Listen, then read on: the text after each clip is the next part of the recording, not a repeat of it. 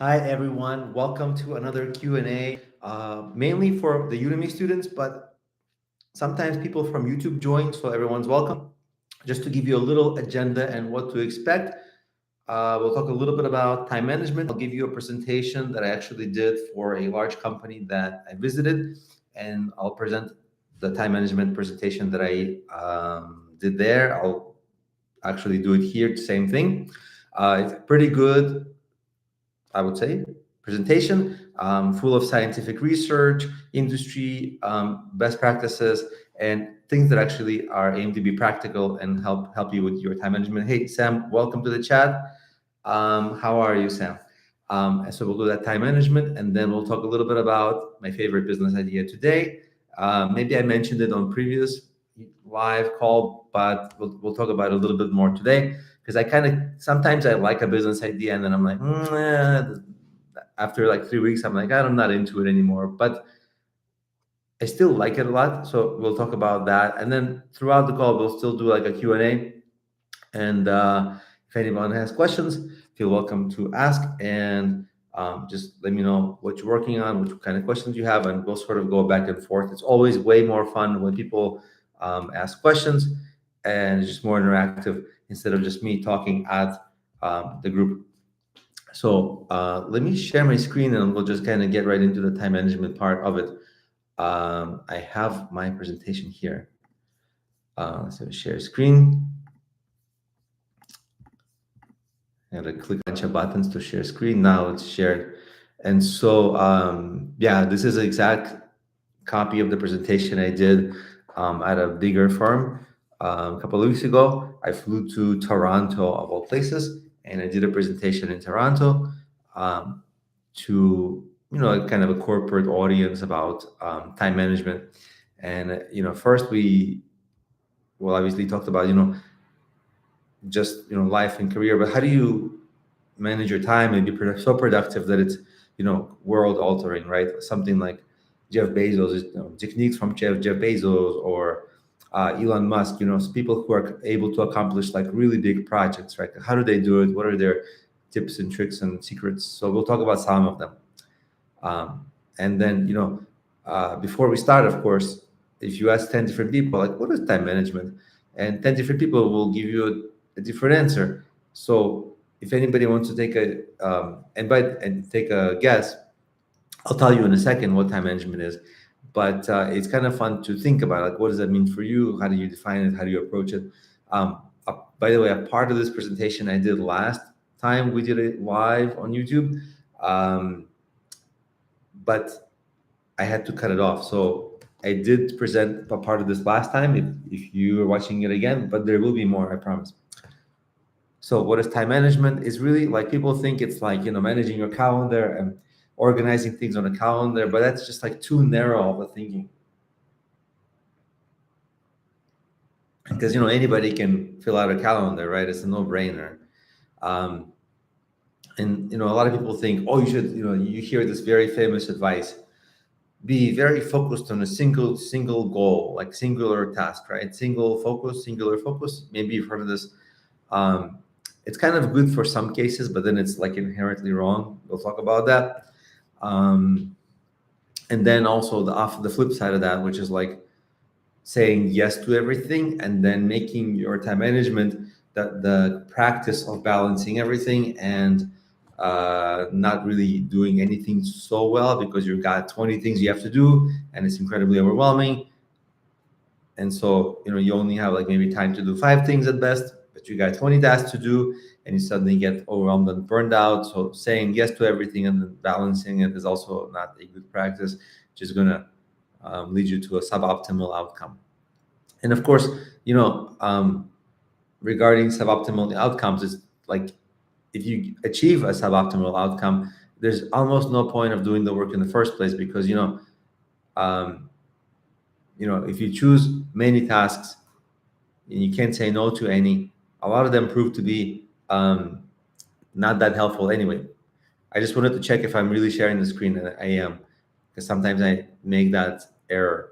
But let me go back in that case. Every once in a while I share my screen and then like 10 minutes later people comment like, hey, we can't see your screen. but let me come back. So yeah, so if you choose the wrong tasks and you do them really well, you're just not going to get good results, because the wrong tasks, they're wrong, right? They're not optimal tasks. Additionally, like if you do a bad job, like if you have like speeding through important tasks, the right tasks, but you don't accomplish them at a high enough level of quality, again, it's also going to fall flat. So it's just like all of these like there's like too many pitfalls, right? Like say yes to everything is wrong, say no to everything is wrong. Well, actually, we'll talk about, I mean, like, but going through things quickly is wrong. Choosing the wrong, you can choose so many things that are like just the wrong things to work on. No matter how well you perform at them, it's just not going to get you the results. So the pitfalls are very many, and the right answers are like not so many. So so because it's so important to choose the right amount of tasks and the right tasks, time management is really about prioritization. If you don't prioritize correctly, you're going to make all sorts of errors depending on how you prioritize. Too many things, too few things, wrong things, right? So it's really the art of time management is accuracy in prioritization and prioritizing the most impactful tasks that, well, there's going to be the most impactful, right? And you have to sift through so many options that are suboptimal.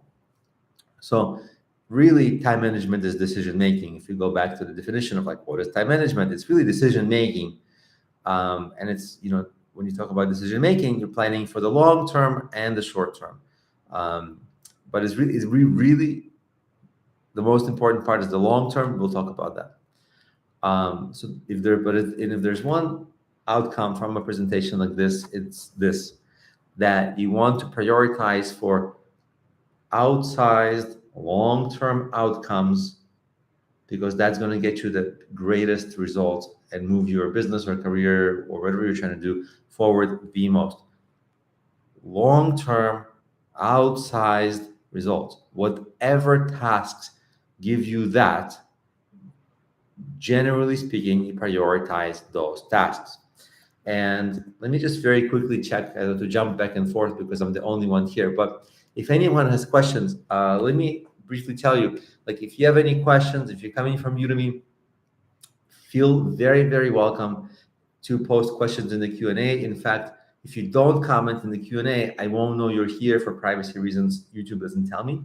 So if you want to interact, which I highly, highly, highly, highly encourage, definitely comment. Let me know what you're working on. If you have any questions about the presentation or anything else you're working on, I'll be on this kind of a call. I'm able to spend a significant amount of time addressing your questions, which I cannot do in the courses because the courses only provide me with the ability to type and chat. So there's not much I can do in the courses, but here I can spend a lot of time talking about and answering your questions. So feel welcome. It's a friendly group. It's all professional. There's no trolls. Nobody's going to make fun of you. It's all like an understanding group. Usually it's like a fun group that we have. So that's that. Let me come back to the presentation. So yeah, the chat is open. I want to say, here is the chat. Say hello. Say hello. So there's the chat. And I'm going to quickly come back to the presentation. And let's continue the presentation. So, okay, so we've gone through this page, right? So you want long-term outsized outcomes. I'll give you an example. Let's say you're doing business coaching and you're doing something, for a client now, and you're getting paid now. Or maybe you have a job and it's a 9-to-5 kind of a regular job. Okay, that job is not prioritizing your long-term outcomes that much. Most of the time people are at a job because they want to pay rent this month and they want security right now, right?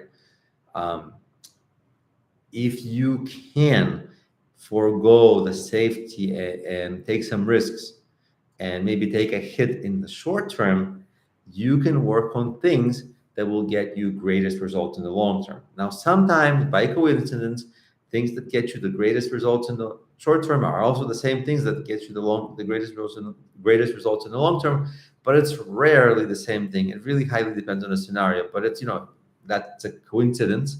So coincidences are rare. But if, and some people will say, oh, career is for the long term. Yeah, but sometimes in your job, you don't exactly do the things that will set you up best for your long term, because you have to do a lot of minutia tasks that your boss wants to do, not necessarily good for your own path. If you have to choose an ideal path, it might not be the exact path that you do at work, although it might highly overlap. But certainly, if you're on your own and you have 100% choice, then you really want to think, what is the thing that in 5 years I'm going to be so happy that I did it, because it's going to have the greatest outcome. And that's the one you would choose in just about all cases, provided you like it and you won't be miserable, all that kind of stuff. All right. So now that we understand this, and a lot of people understand this, like, why is it so hard? Like, it's a no-brainer, right? Prioritize for the long term seems reasonable, if not maybe 100% of the time, okay, most of the time. So why is it so hard? Because life tends to be so short-term oriented, right? Gotta pay rent now. You got bills this month. You got pressures now. You need to make revenue now. Your family's like, how are you doing? How are things going now? You made a YouTube video, for example, something super basic. How many videos did you get in the latest video, right? It's all like latest results now, now, now, now, now. And that's the external pressure. It's everywhere. Nobody's saying, what are you doing to be the most, the best you in 5 years? It's really rare you hear conversations that even remotely mimic that. People are like, well, what are you doing now? What's your project that you're working on now? Well, now, now, now, now, now, now. Everything is now. And if you allow these mental patterns from the external world to come and live in your brain, you'll have, a lot of short-term thinking. And when you have a lot of short-term thinking, well, you only have like fewer options, and you'll make short-term decisions. So the long-term you never reaches the full potential. Also, because of all this now, now, now pressure, a lot of things you do now don't work in the short term, because to do hard things takes a long time, months, years, and the now fails a lot. And so it's like a lot of negative thinking. Maybe I'm not good at this, maybe I'm not made for this, and so you end up quitting also more often when you have the, not you, but like people in general, and end up like having a big goal but quitting more often, um, when they let the short-term thinking and the short-term poorer outcomes dominate their like mental space, right? Because if you say, oh, it's fine, whatever, maybe I lose money now, or I don't make as much now, it's okay, because really I'm aiming for the mean 5 years, not the mean one day. Yeah, that's easier actually. And some people mistake that. They think like, oh, it means not working hard now. I mean, you still have to work hard now. It's just the work you would do would be the impactful work for the long-term you, not the you of now. And yeah, this last point is just, it causes a lot of self-doubt. Like when you're in the now, it's very stressful, it's very anxiety causing, and that causes self-doubt. Just you end up dropping big picture projects, and then you end up like not succeeding to your full potential, and wondering like, why, why, what's wrong? Is it me? Well, it's really the lack of long-term focus, right? So, but everything pushes you towards the short term. Your internal dialogue, but also the external world, your job, your family, if you have a family, like, oh, how are you doing this month? Are you going to be able to support us? All this kind of stuff. Let me quickly check the comments, because I only can jump a little bit, so I can only present or have comments. So I have some comments. Hey, it says, okay, I'm going to read it here. So it says, Akea Anese Hans. That's what it says to me. Hello from Colombia. That's super cool. Hello. And welcome to this YouTube Live. And Sam says, hey, question. With the age of AI, what is the time? How?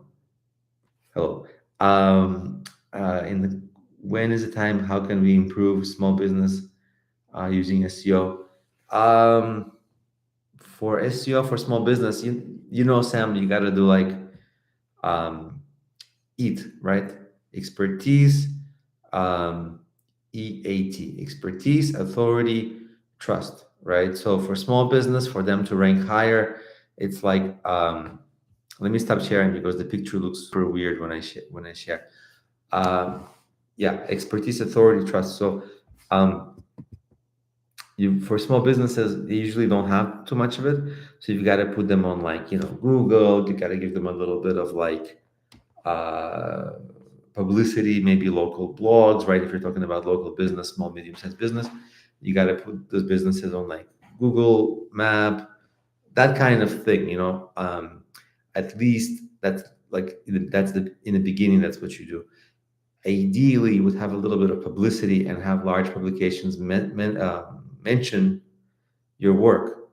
This person does this person does this, so that the LLMs, the AIs, when they read those big publications about some business, they're like, wow, that business, expertise, authority, trust, right?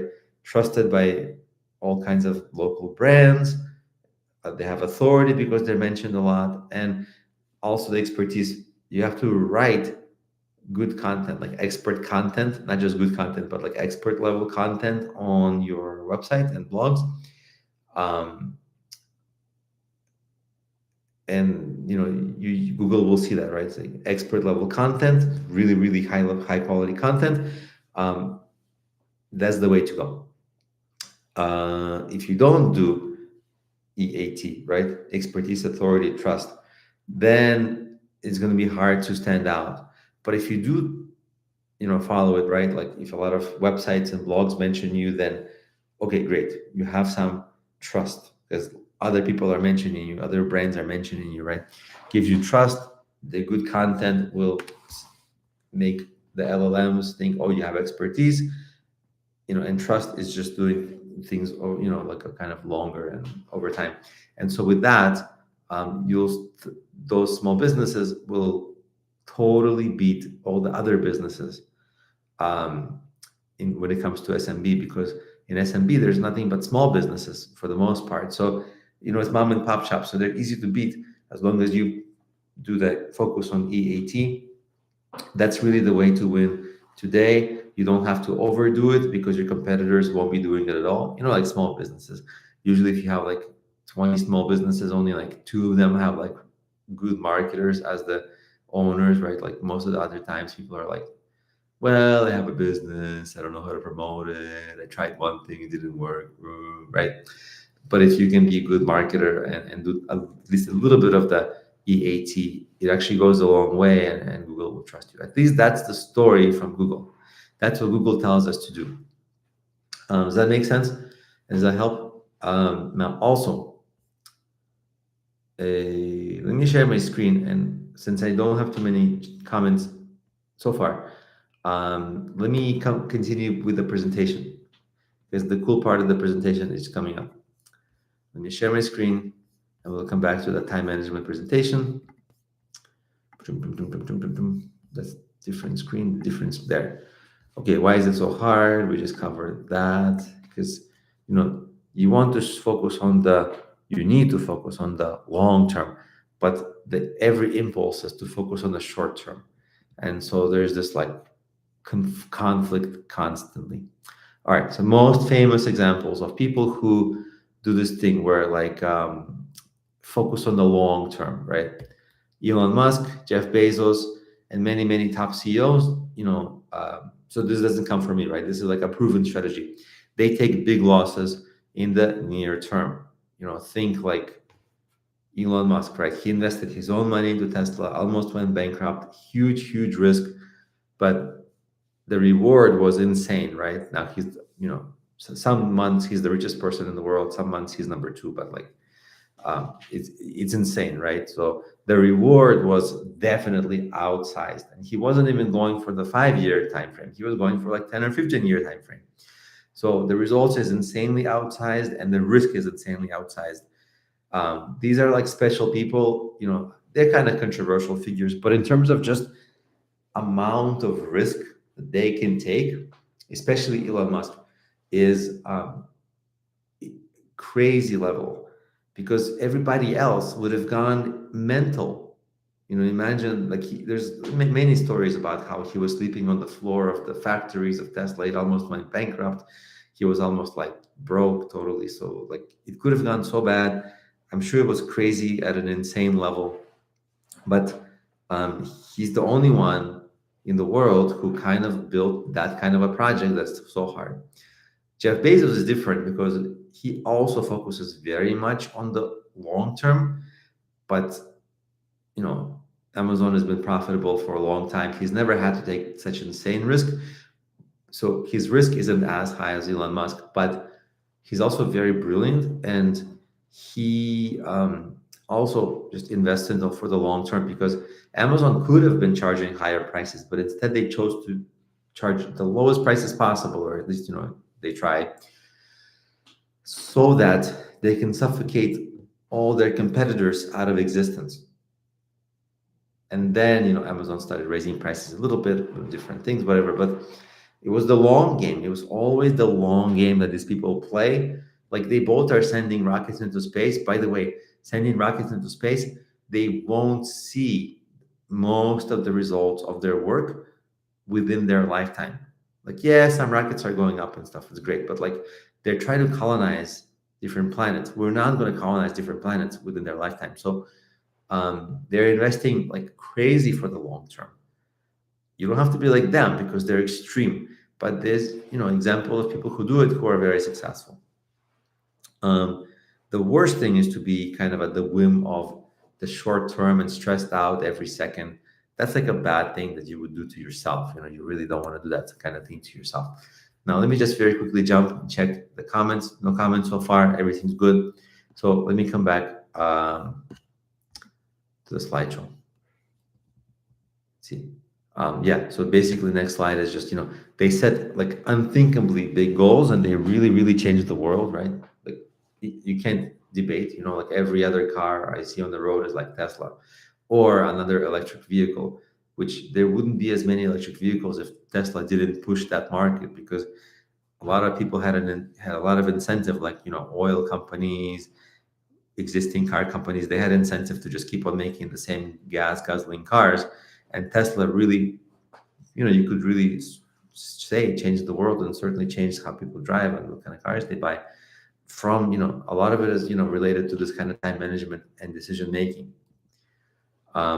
But it's potentially unhealthy, right? Because like people would say, well, what about work-life balance? If you just live in stress and only focus on hard challenges, what about family? What about relaxation? Or what about work-life balance? All this kind of stuff. So let's talk about that a little bit, because there is this kind of a prioritization paradox. I wanted to name it like after me, because I'm the only one who seems to be talking about this in a paradox form, like the Genedinik paradox.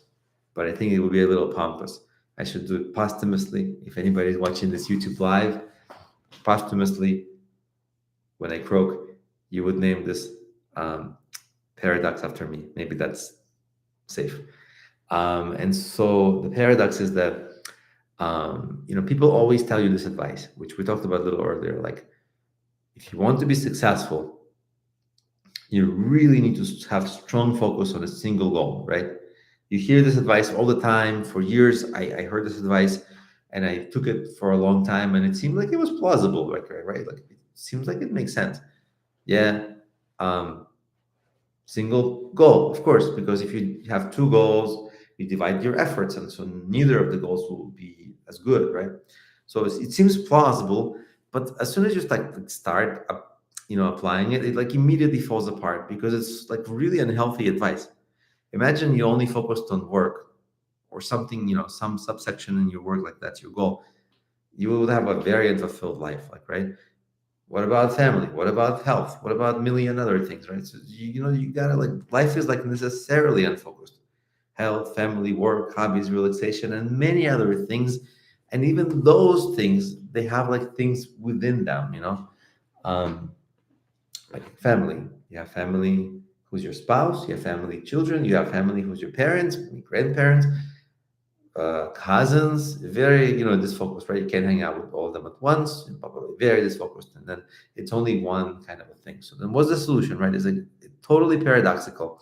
So I'm just going to, I kind of jump between the presentation and not, just because I want to see if there's any comments. I want to make sure that I answer them quickly.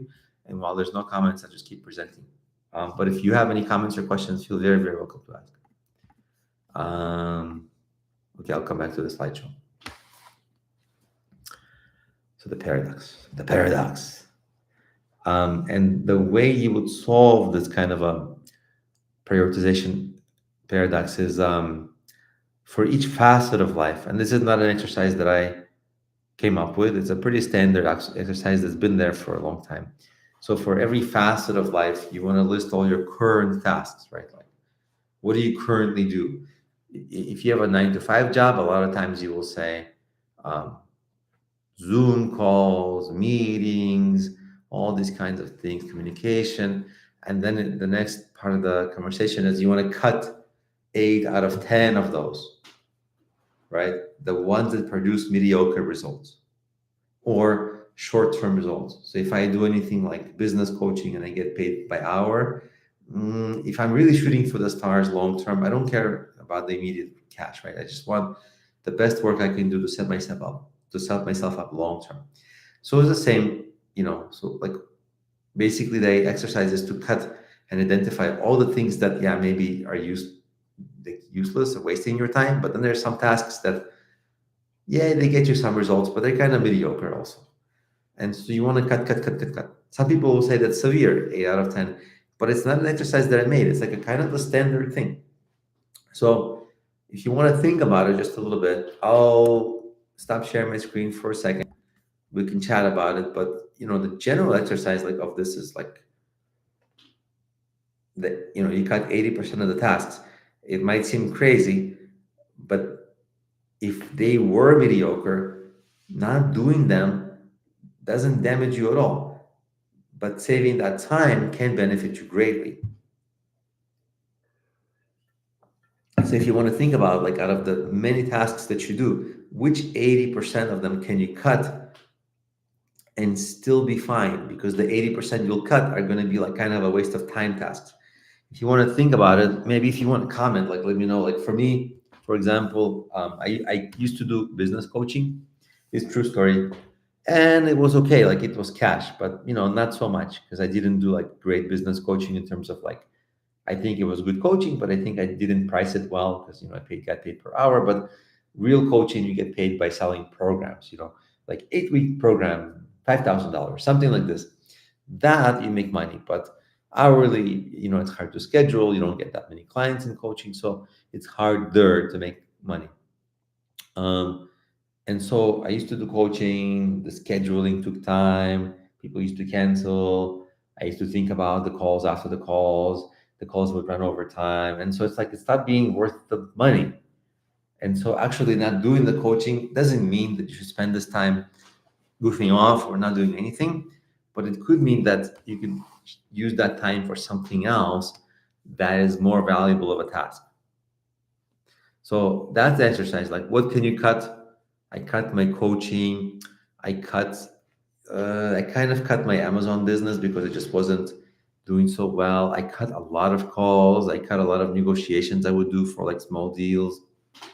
Everything small and tiny. I cut. I didn't cut like important networking in career. I didn't cut like brainstorming with like other like top instructors. I wouldn't cut that. That's very valuable. But I cut a lot of menial tasks, and I think it was okay. It wasn't negatively impactful. In fact, I was able to spend more time on like my course business, which was positively impactful. So I did this kind of an exercise in about 2019 or 18 or something, like a long time ago now. And I really cut a lot of not just tasks, but like a lot of parts of my business that took a lot of time, but didn't provide that much revenue. Opened up a lot of time and used that time to make better courses. And boom, like my courses business grew.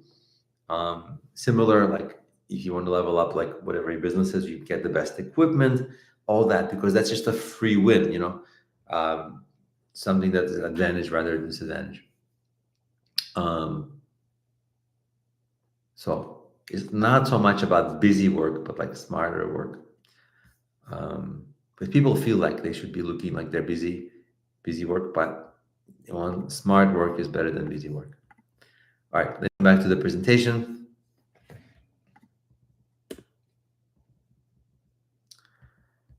Okay, I left there, cut 8 out of 10 tasks. The caveats, the your big goals that you want, right? That like 5 years from now goal, 10 years from now, it should be something you really want, or you'll get super unmotivated. Okay, if it's something that pushed on, if it's something that you're pressured to do, or it's pushed onto you, but it's not really your thing, you'll be super unmotivated. It will be 10 times harder because you don't really want to, right? Everybody who's you're competing with, they'll be there because they want to. So you'll be at such a disadvantage in many ways. So you want to grab the bull by the horns and choose the 5 year from now you, rather than following external pressures or your own mental pressure, things like that.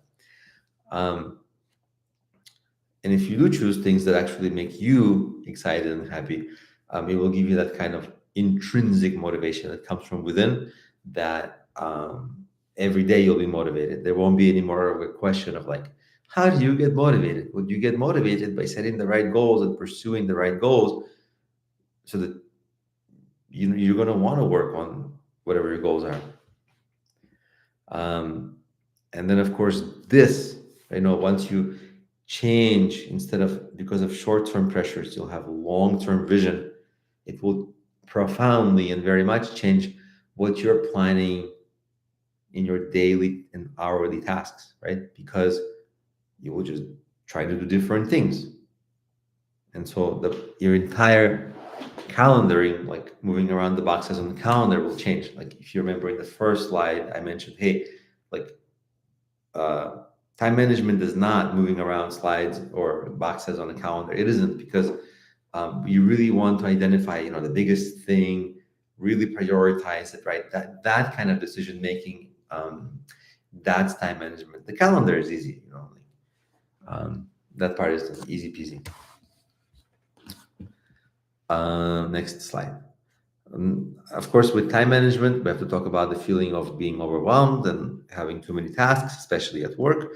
And when you're talking about the feeling of overwhelm, you also have to talk about stress. So let's talk about that. But let me check the comments first, see if anybody wants to say anything. Anybody saying hi? If you have any comments, feel very welcome to comment.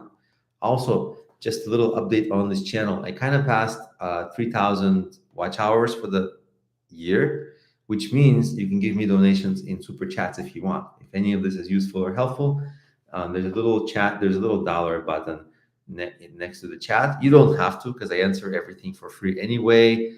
Like a lot of channels, they like, I'll read your comment if you make a super chat. I read your comment anyway. I answer your questions anyway. None of everything is like free. So it's only like if you want to make me pleasantly surprised. It's not about the money, because the super chats are very small amounts anyway. But if you just kind of like want to, because last time, 2 times ago, somebody did a super chat, and it wasn't like a lot of money, but like I really appreciate it, because it was like, hey, that's kind of cool. And then the dollars on my channel are like not zeros, right? Because I don't run ads. So this is the only way of earning money on this channel is the super chat. So that was kind of exciting to make my revenue not zero, because otherwise I don't monetize this channel. In any case, that's just something only if you'd like to. That'd be fun. Let me come back to the presentation and continue. But yeah, I really, really encourage everybody who's on the call, ask questions. And I've already said that a few times, so let's come back to the presentation. Stress management. It's interesting about stress management because people don't like stress. People think like stress is bad. You're gonna get, people think like you get sick from stress, all this. Actually, no. There's a distinction that has to be made first. So like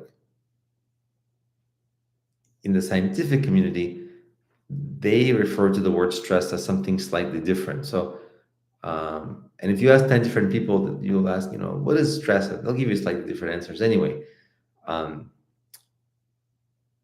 But stress is just like stimuli, right? Little stimuli is little stress, a lot of stress is a lot of stimuli. And without stimuli, you would get bored. It's very boring. With too much stimuli, it becomes overwhelming, right? So you kind of meet this feeling of overwhelm, and you're like, I can't be doing this anymore. Well, I need a break, right? Because overwhelm, right? So you really need to find a sweet spot between not enough stimuli and too much stimuli. So anything in the middle of that you're happy with is pretty good. That's stress management. Okay. Um, so you want stress, you need stress. Let me see if I have a slide for this, but there was an example. Uh, Robert Sapolsky, who's like the one of the top neuroscientists in the world. Um, he talked about an example where when they hooked people up to like these, brain monitoring devices, people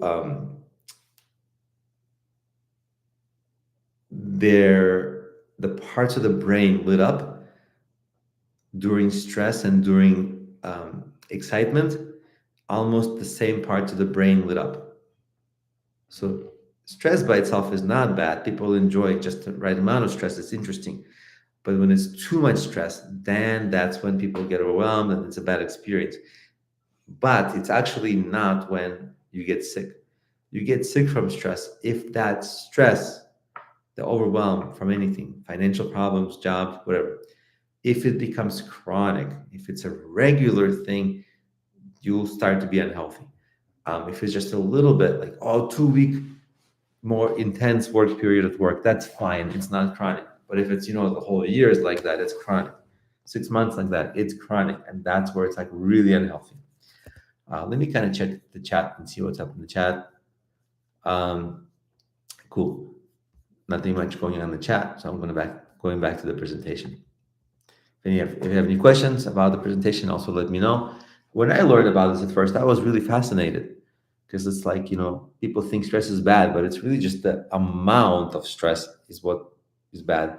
Like if it's too much, not enough stress is also bad. You got to get the sweet spot, right? So it's the key is to take on the right amount of work, not too little, not too much, something that engages you.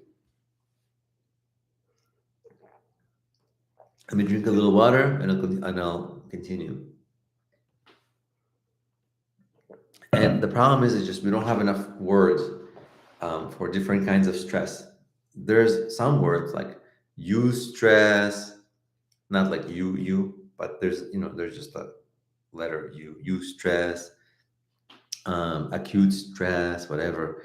But a lot of people don't use those words, and it's kind of for the scientific community sometimes. So there's just not enough words to talk about different kinds of stress. Short-term stress, long-term stress. Um, but when regular people, not scientists, when they experience stress, when they say, "Oh, I'm so stressed," what they're very often are experiencing is the feeling of overwhelm, because they cannot remove the short-term stress. Because it's kind of a catch-22. If you don't remove the short-term stress, you'll have things piled onto your plate, and you'll have too many things to do. But if you have too many things to do, it will give you stress and it will make you overwhelmed. So it's kind of weird. Um, but you've got to remove the short-term tasks, a lot of them, right? So that you can focus on a few things that are going to set you up well for the long term, which is ironic because it's exactly what we were talking about just earlier, right? So remove the extra tasks, remove the bad stress. Doesn't mean go slack off. It doesn't mean anything like that, but just definitely remove the unnecessary stress. Um, so that's the stress. Hey, I'm following you. Cool. I don't know how to pronounce your name because it shows three names in there. It shows Akea and Ese Hunt. In Hunt is in parentheses. Um, Let me read the comment. Sometimes I start working on a task, but I don't know. Okay, I'll just say Hans. Yeah. Hans is easier for me. But working on a task, but I don't know how much time take for that. Yeah, to give it. How do I know the right amount? That's a great question. Every task is obviously different. So it's a dynamic decision. Sometimes you'll be wrong. Um, Generally speaking, actually, I'll get to that question, the kind of question in this presentation. But scientifically, if you want to follow scientific research, 90-minute sprints are perfect because after 90 minutes, you'll be really mentally tired. Before 90 minutes, you kind of have energy.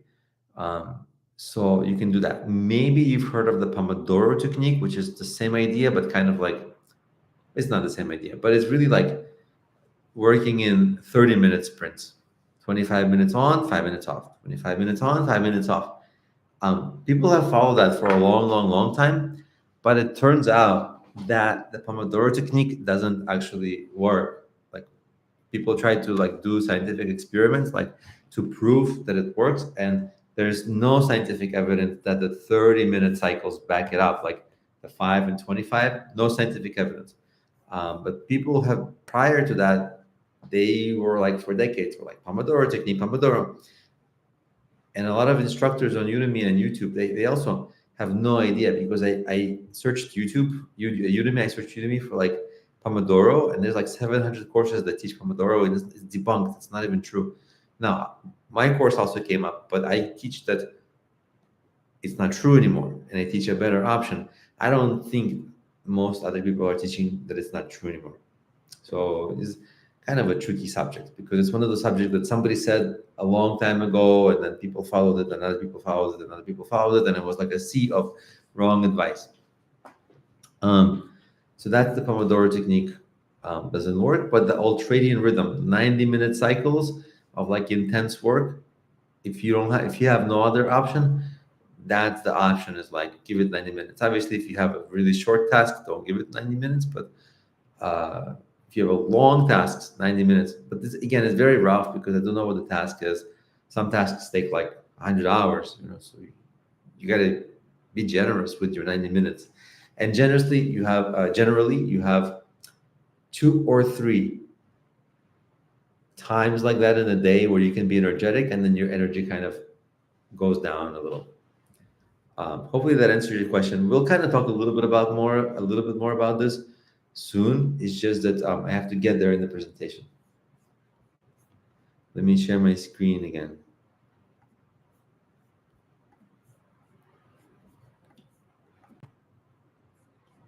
Okay, share screen, wrong screen, this screen. No, that's the wrong screen too. I'm all over the place. Okay, this is the right screen. So yeah, stimuli. Without stress, people get bored. We've been here. We've covered these slides. So let's go next. So there's types of stress. Okay. This is getting somewhere. You want to always make a distinction, like we did earlier in this call, between short-term and long-term stress, and benefits and drawbacks of those stressors. Stress in the short term has many benefits because it gets your adrenaline going, which helps you focus, which gives you more energy right away.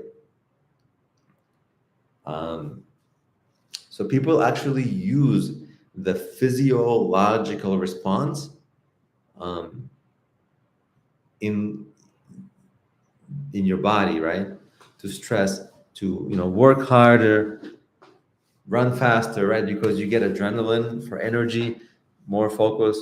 Like you can actually do better work in the short term. So people give stress a hard time, but it's not like 100% negative. There's some positives to it. So that's more focus, more energy, at least. Now let me actually make sure I didn't skip a slide. Yeah, short term, long term with energy. I woke up today at 5 in the morning, but now it's hitting me a little bit. Anyway, types of stress, we covered the slide. This slide is specifically for that company because they offer like stress management support to their employees. So it's not relevant for us. I'm just going to kind of blah, blah, blah, blah, blah, blah. And so next part of the conversation is self-management. Before I get into self-management, let me check if anybody has something to say. And Oh, okay, awesome. Thanks. Cool. Thank you. Thank you for listening. Let me come back to the presentation. All right. So, okay, self-management. So some people will say, yeah, I want to cut 80% of my tasks, but I can't. I got a boss. They tell me what to do. Fine. Then some people say like, oh, I cannot do the other things. Okay, fine. So then like they cannot follow any of this advice. And so the next, you cannot follow any advice of this so far presentation. Like, can't take on any fewer tasks, can't do this, can't do that. You have one more option, and that is to self manage. If you sleep, hydrate, diet, and exercise, your brain will work better. It just will. Those are the things it needs. And here there's exercise listed. People think exercise is for like weight loss, but no, exercise is mostly for mental health. Yeah, exercise is mostly for mental health. You feel better, you feel so much more positive. Like I had this experience where there's something that I sell, and like somebody called me like or messaged me maybe like 1 minute before I had to like walk into the gym. And in some courses I talk about this. And I was like, oh no, like I'm so cranky, like, business things, other things in the day.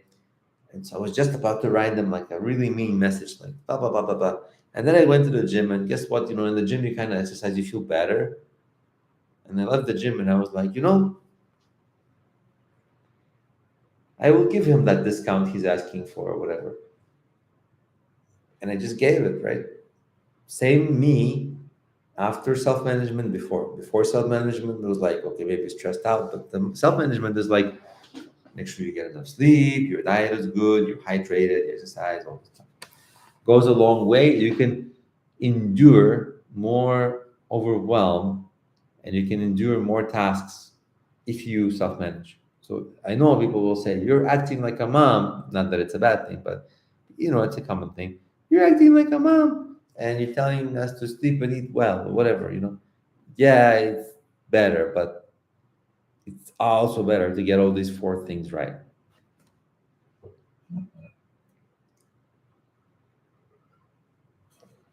Let me drink a little water. Um, and while I do that, I'll check the comments.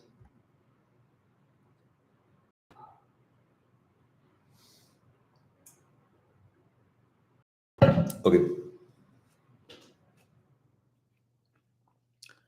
let's come back to the presentation.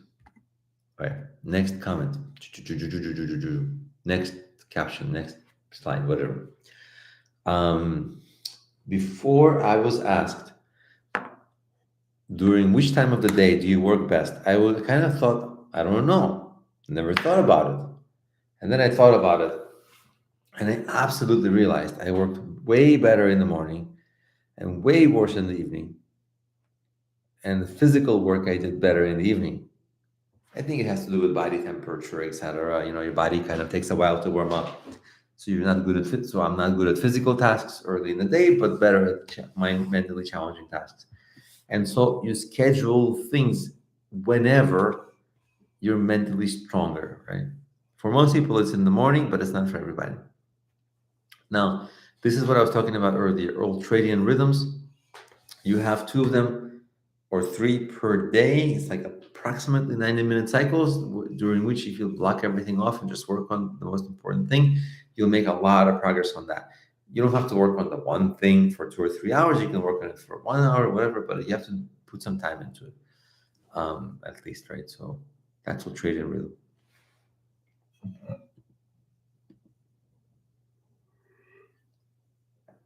Now, of course, there are some short-term time management tips. You want to plan ahead, like plan your tomorrow this evening before bed, plan your tomorrow before bed, plan the day after. So you don't have to figure out your clothes, your schedule. You're just going boom, boom, boom, boom, boom. Everything you did are going to be doing, I'm going to be talking about.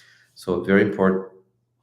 Um, and yeah, plan the details of the day after from the day before. it just helps you to get going sooner. Like instead of coming to the office and thinking, what was I have to do? What was the thing I had to do? I remember, but I forgot. Instead of that kind of thing, you'll be like, oh, I know exactly what to do. This is priority, super priority. I'm going to accomplish this. I'm going to blah, blah, blah, blah, blah. And then you go boom, boom, boom, boom, boom, and do all your tasks. Um, which brings us to this slide that's repeating, right? Remember, we were at this slide before. Like, why is it so hard? It's everyone is short-term focused. It's really hard for people to be long-term focused very much. Okay, everybody asks for the long-term, etc.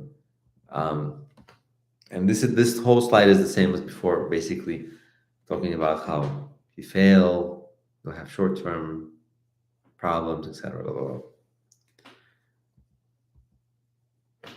Okay, let's check the comments.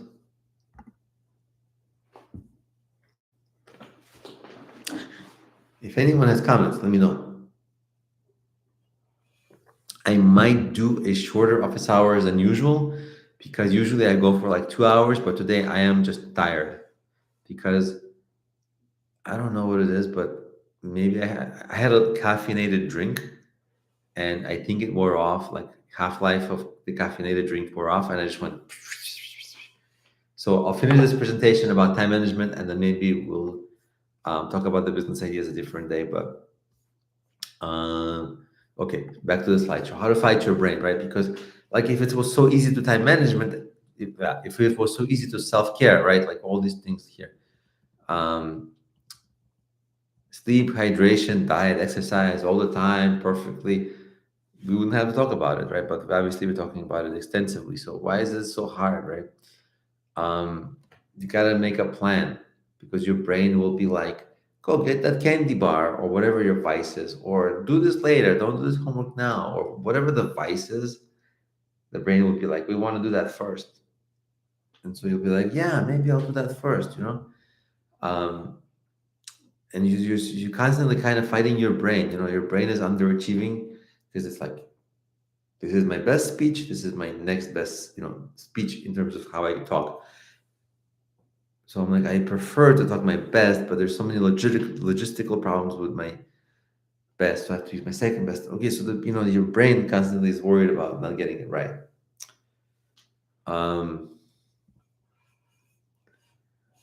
Yeah, let me check the comments because it's really hard to jump back and forth.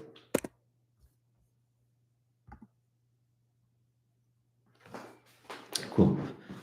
You get some water and then we'll come back.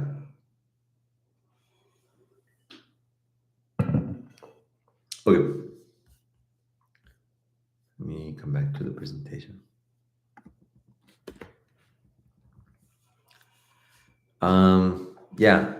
The next thing is team and management alignment or family alignment, because if you are getting more, you need more sleep, you need more this, more that.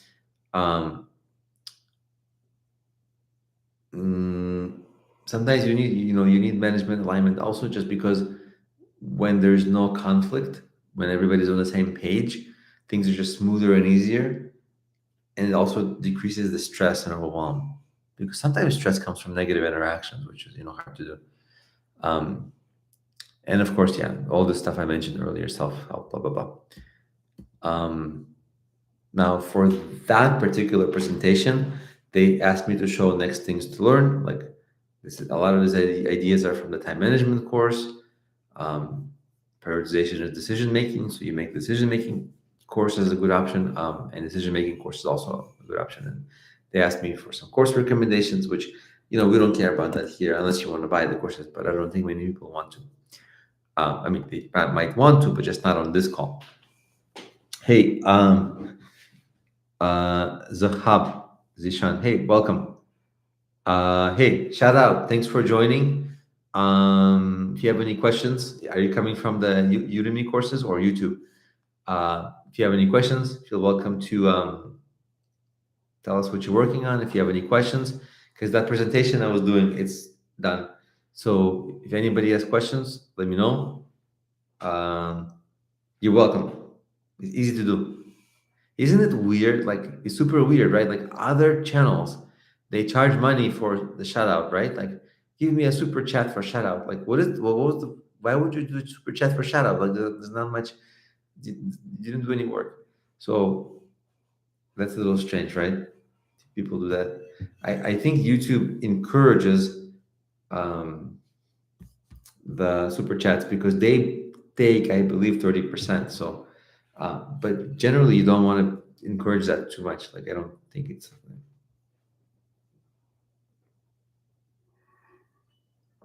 So anyway, I have a little time that I can hang out more, and I promised also in the beginning and in the description of this Q&A to talk about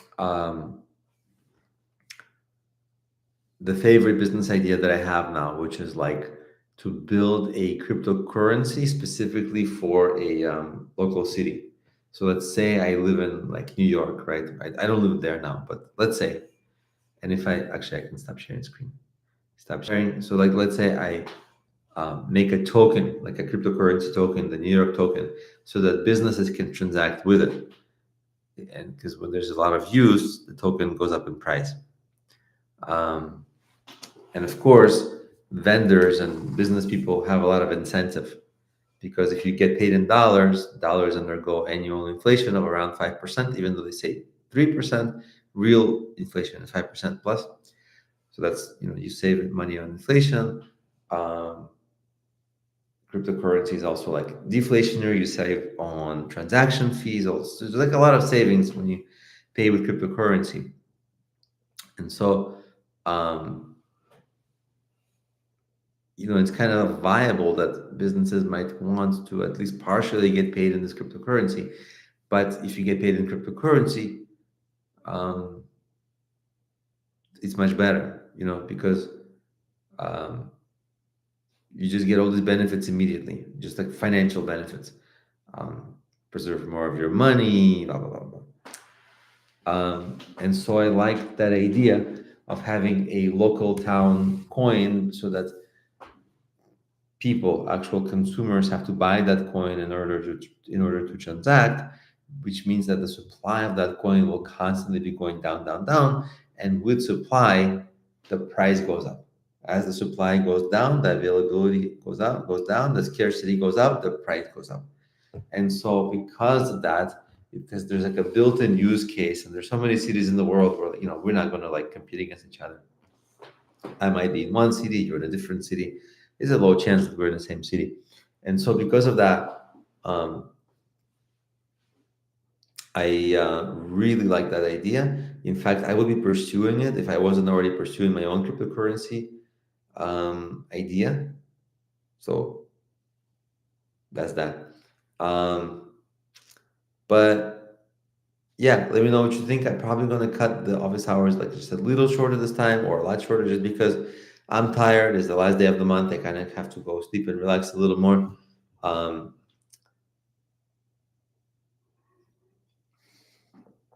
yeah. So, is there anything else I wanted to say or shout out? Nothing too much. Um, no. So maybe if nobody has any too many questions, which I think the chat is a little slow today anyway. Um, I do have one question. I don't know if the people on this call will be able to answer, but do you notice that you get fewer emails from Udemy, like other instructors emailing you? There was kind of a change that all the instructors are feeling, but not so much the student. Like the emails are just like working less, which might explain why there's not as many people on this call as are usually. I have to figure out with Udemy. But in any case, like I said earlier, thank you for joining. If you have questions you can think of, you can always put them in the chat later. I will see it and I will answer. So thanks for joining, and I'll see you next time.